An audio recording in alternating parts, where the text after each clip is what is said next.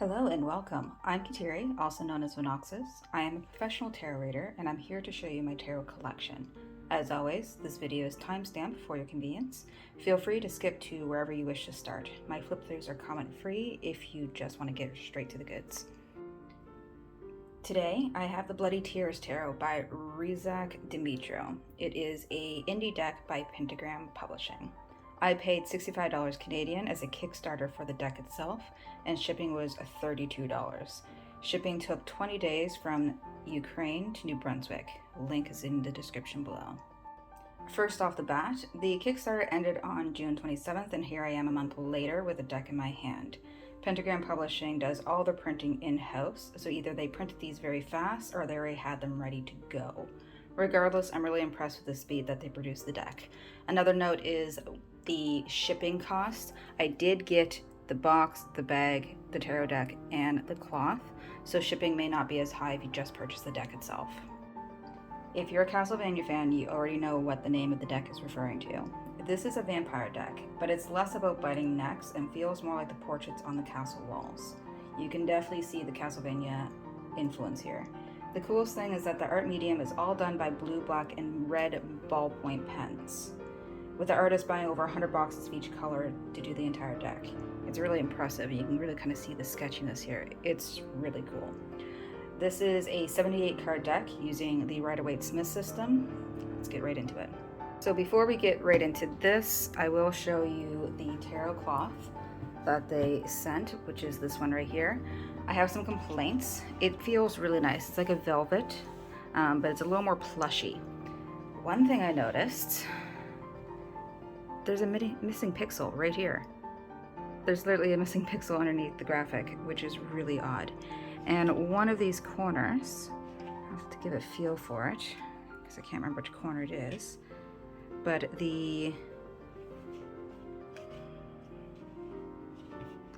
right here, the corner separated a bit, unfortunately.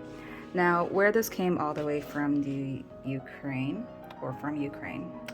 I'm not going to bother them to have that replaced. That's just a very easy, quick hand sew.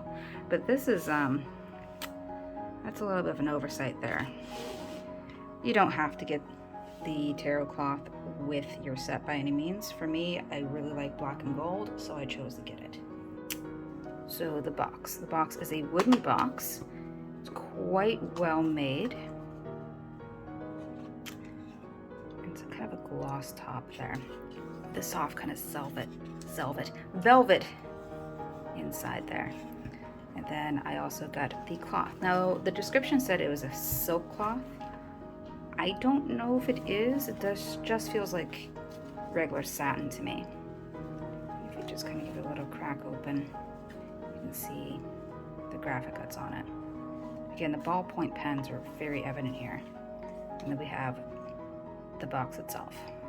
Move this all the way so we can just take a look at the deck itself. All right. So, first of all, we got here on the back. See a little bit of kerning here. Gothic tarot deck about Count Dracula and the people around him. The dark, unusual deck is imbued with the spirit of vampirism and antiquity. Yep, can't speak language today. Bloody Tears Tarot will help you look into the soul as deeply as possible. This deck is drawn with pen art genre, which is rare for tarot. The artist uses red, black, and blue pens. There's a website there if you want to check out, because I do have some other stuff. So, start off with that little white book. And again, as always, I remind you that the little white books are intended to be reference guides, not tarot study. I'm not going to go over again. Again, I prefer having my little white books to give me some insight on the art that was chosen. But this seems very rudimentary here. I find it's funny because we do have almost keywords here for the Five of Cups. But some of these, well, there's a little bit of details here. But it's nothing really to call home about. And then we do have it in Ukrainian here. Anyway, I'm not too chuffed about that. Now, no edging, but we do have a really nice back. That is so cool. I love the sketchiness of it all, and we do have a reversible back as well, which I can only imagine how difficult that'd be. And then we have our Rider-Waite Smith. It's a little bit smaller. I'm surprised by that. It's a little bit smaller, which I'm not necessarily mad at, because honestly, decks don't have to be this big, and that's just me complaining because my tiny hands. Now I do know that it is 350 GSM. It's pretty thick, and we do have a UV coating on it, so you're going to have a gloss, but you're not going to have any issues with sun fading with these cards. So yeah, I think we're just going to get right into it. Well, it's not in order, so that's almost a little bit of a concern. So I'm going to put them in order, and let's hope that they're all there.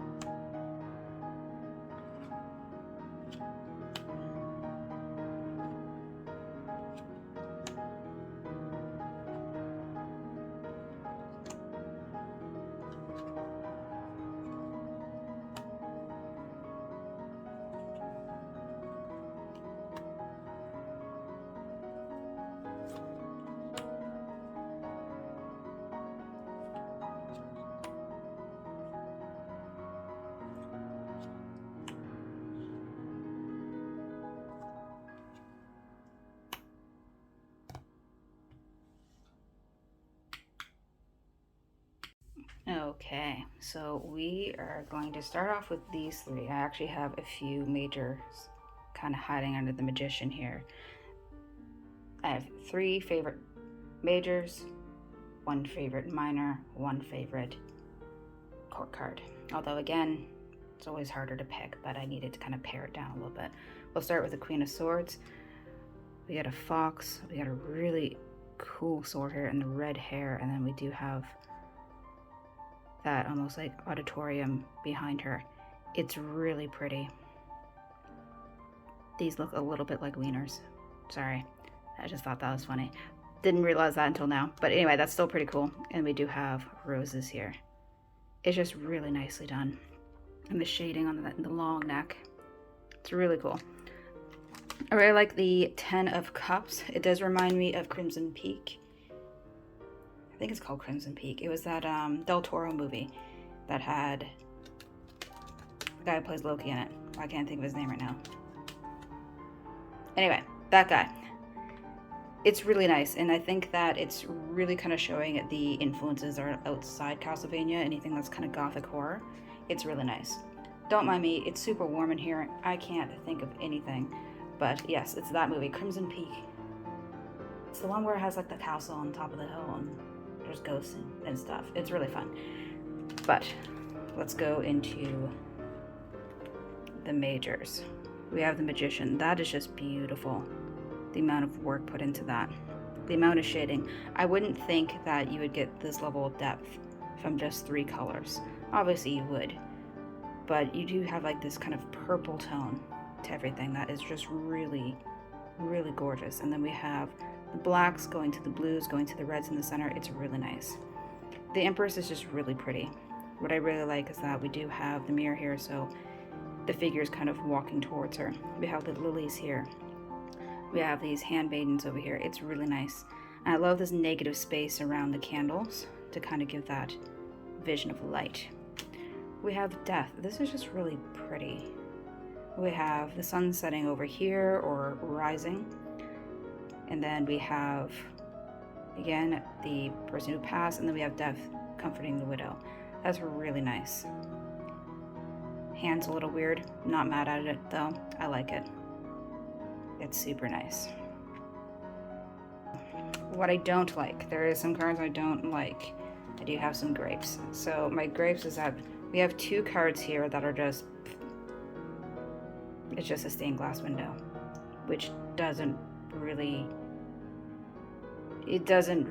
translate exactly what's happening. Especially we have the 6 of Cups here. I'm not really seeing a whole lot in Charity. And then you can kind of tell that deadlines came in, because we have a few cards here that look, honestly, half finished, which is pretty disappointing, but it is what it is. When it comes to the shuffle, however, really nice smooth shuffle. Honestly, it has a lot to do with it being that UV coating. They're gonna shuffle really nice without being that air linen finish. And the cards are smaller, so they're nice in the hand. So for my final thoughts, there's things in the deck that I wish they would have done better. Again, there are cards that do feel a little unfinished, especially when we're getting to the cups and the pentacles, I find. There might have been a chance that the artist was doing this all on basically going from the majors and then going through the minors when it comes to wands, cups, swords, and then pentacles. But I find it strange that some of them are just kind of not as detailed as some others. Maybe they ran out of pens. It's hard to say. However, with that complaint being out of the way, there's some beautiful pieces here. I just don't know if it was worth the $65 that I paid for it. And I understand the production's going up. And I also understand that the situation in Ukraine is not the best at the time of this recording.